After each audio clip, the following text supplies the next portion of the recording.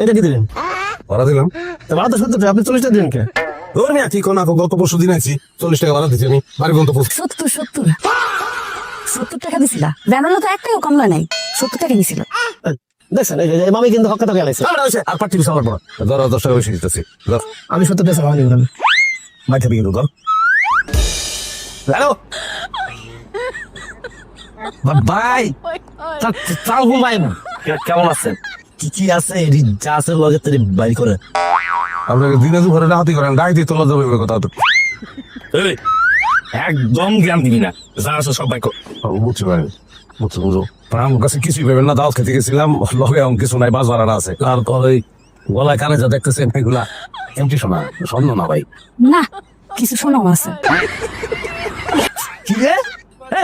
ভিন্ডির পোলা তোর বউ কয় শোনা, তুই কাছে আমি না মজা লতা বলে ভাবি খুলে বলতেছি, আর উনি যে কইলো ওনার কাছে কিছু নাই, হেটাও কিন্তু মিছা কথা।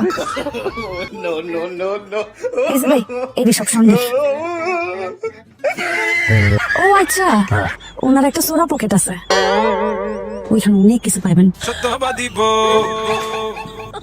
না ভাই, শুনে লিয়া প্যান্ট থেকে দিতেছি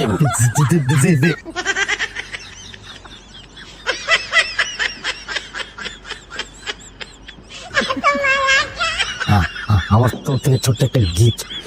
কপাল এরকম একটা বউ পাইছি সেটাই।